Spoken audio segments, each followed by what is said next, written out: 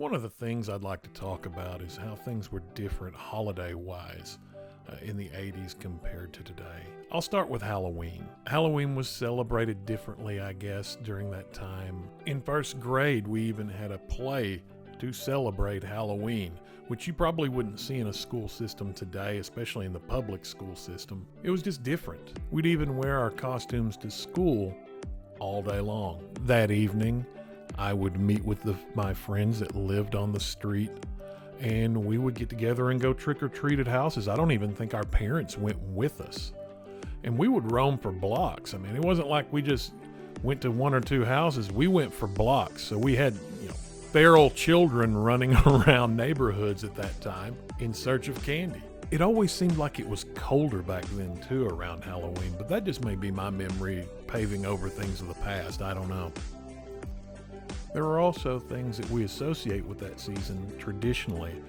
Myself, every year, even to this day, I always watch It's the Great Pumpkin, Charlie Brown. Thanksgiving was similar in school. I remember dressing up as a pilgrim. I remember dressing up as a Native American to celebrate the story of Thanksgiving.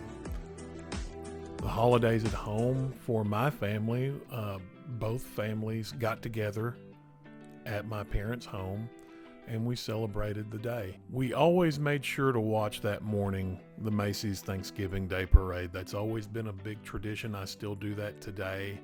I watch it with my children, and now I DVR it, which is, another great thing we've come across. I also seem to always fit in watching a Charlie Brown Thanksgiving. You're going to see that Charlie Brown and the Peanuts characters have a very long reoccurring theme through my holiday experiences. Christmas is the holiday that I will finish with for this interview. Christmas was celebrated in the school in the way that we would, like in first grade, I was making little Christmas tree ornaments in class, and there were several different things that we would do, making cotton ball snowmen, and kids brought gifts from their families to the class. Like we would bring snacks and candies and things like that to class to share with our classmates and our teacher. The teachers really racked up then, because I think all 30 kids brought our first grade teacher one gift each. So Beth Pace really racked up through those years.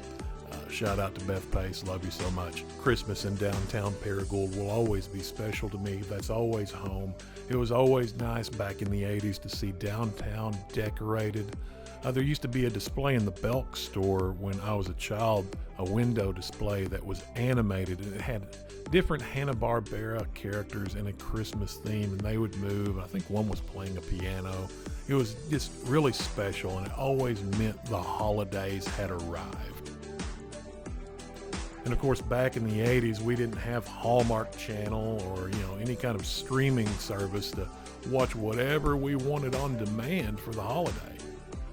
And we also didn't have things like A Christmas Story, because that was new, and I think 1989 was when Home Alone was released, so we really didn't have that in my early childhood in the 80s. Charlie Brown Christmas Special every time, and I always watched Emmett Otter's Jug Band Christmas. That's a very personal story to me. I really enjoyed it. I always watched it with my mother every year. Of course, we had things like It's a Wonderful Life. And like I say, there wasn't streaming, so if we were really going to catch those, we either caught those shows live on television, or we set the VCR to record them, and we'd sit around and watch those. I guess some of the things that really haven't changed between the 80s and now is my kids would still wake me up at 5:30 in the morning on Christmas Day to come down and so they could open their presents. I don't think that's changed. I think I woke my mom and dad up probably 5:30 in the morning on Christmas Day. But those are just some of the things that I remember from the holidays of that era. I really hope this interview is enjoyed by a few, and of course people from my era. Maybe this sparks some memories of your own from that time.